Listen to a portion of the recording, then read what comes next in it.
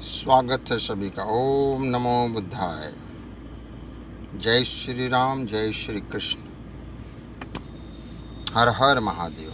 मित्रों, मेरे प्यारे भाइयों, आज हम आप सबको एक बात कहना चाहते हैं और बताना भी चाहते हैं। आने वाला जो समय है उसके लिए आगाह करना चाहते हैं। समय के साथ साथ मैं आप सबको एक बात और कह देना चाहता हूँ कि आज के प्रचलन में जिस प्रकार से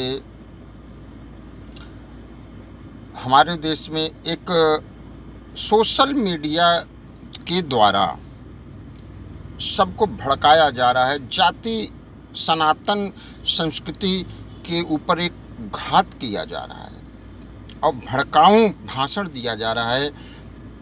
कोई सोशल मीडिया पे डाल रहा है, कोई यूट्यूब पे डाल रहा है, कोई गूगल, मतलब तमाम जगह अगर कहीं भी देखा जाए तो सिर्फ हमारे देश की बुराई ही और हमारे संस्कृति की बुराई ही करी जा रही है, हमारे देवी देवताओं की ही बुराई करी जा रही है।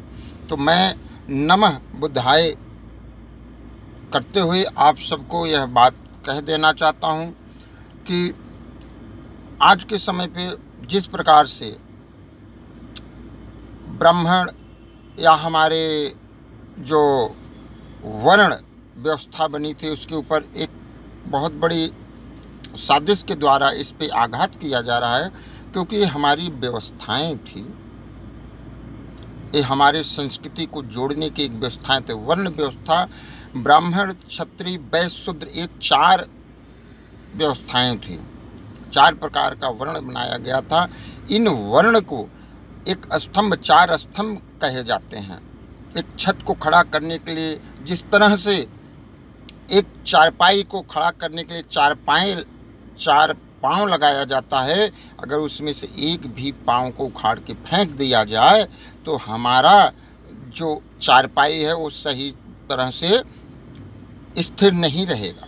ये स्तंभ थे, खंभे थे, ये हमारी शक्ति थी। 4 जो पाए हैं, वर्ण व्यवस्था जो थी वो शक्तियाँ थी हमारी, लेकिन उसको तोड़ने की साजिश रची जा रही है और ज़्यादातर करके उस साजिश में वो लोग कामयाब भी हो रहे हैं, जिस प्रकार से साजिश रची जा रही है।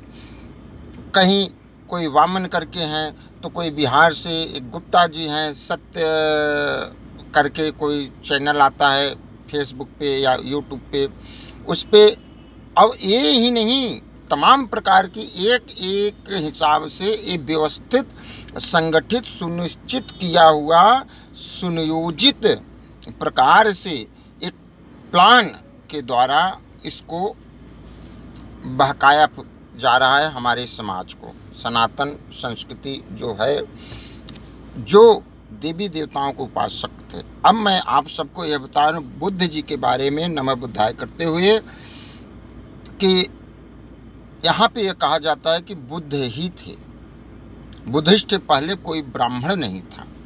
मैं उन लोगों को यह बात कहना चाहता हूँ कि बुद्ध जी से पहले यहाँ पे कोई ब्राह्मण नहीं था, ब्राह्मण विदेशी थे, यही कहा जाता है। मैं ऐसे महान भावों को एक बात कहना चाहता हूँ कि आधी अधूरी कहानियाँ ना बताइए किसी को। अगर बुद्ध कहेंगे कि बुद्ध से पहले कोई ब्राह्मण नहीं था, तो वो जो जनता आपको सुन रही है, जिस जनता के बीच में आप ये भाषण दे रहे हैं, शायद आप उन जनता को मूर्ख बना रहे हैं, या वो जनता खुद मूर्ख बनना चाहती है, वो पब्लिक खुद मूर्ख बनना चाहती है आप लोगों के भाषण को सुनते हुए। लेकिन मैं आप सबको आज क्लियर करना चाहता हूँ कि बुद्ध जी कौन थे, बुद्ध जी का जन्म कहाँ हुआ था, बुद्ध जी किस परिवार से ताल्लुक़ रखते थे, उसको मैं बताना। क्योंकि बुद्ध जी का एक आवाहन था, अहिंसा परमो धर्म, अहिंसा परमो धर्म बुद्ध जी कहते थे। अहिंसा को परम धर्म मानते थे। और ब्राह्मण और बुद्ध जी में क्या तात्पर्य है ये भी मैं आप सबको बताऊंगा। लेकिन फ़िलहाल आज मैं बुद्ध जी के बारे में बताना चाहता हूं कि बुद्ध जी से पहले अगर कहने वाले जो महान भाव हैं उनके लिए बहुत बड़ा ये संदेश है, आगे भेज, आप लोग इस संदेश को पहुंचाइएगा कि क्या बुद्ध जी से पहले ब्राह्मण थे या नहीं। मैं आप सबको बताऊं, आप सबको मालूम भी होगा चंद्रगुप्त मौर्य के बारे में। हाँ भाइयों, चंद्रगुप्त मौर्य। चंद्रगुप्त मौर्य कौन थे? सम्राट अशोक कौन थे? ध्यान से सुनते जाइएगा। चंद्रगुप्त मौर्य कौन थे? सम्राट अशोक कौन थे? चंद्रगुप्त मौर्य के पौत्र थे। चंद्रगुप्त राजा चंद्रगुप्त मौर्य के पौत्र थे गौतम बुद्ध, जिनका नाम सिद्धार्थ था। और इनको ये लड़ाई मारकाट यह सब अच्छा नहीं लगता था, जिसकी वजह से ये अहिंसा को परम धर्म मान लिए। बोले अहिंसा ही परम धर्म है। हिंसा से वो दूरी बना लिए और अपने रास्ते अलग कर लिए, राजपाट सब कुछ त्याग दिए।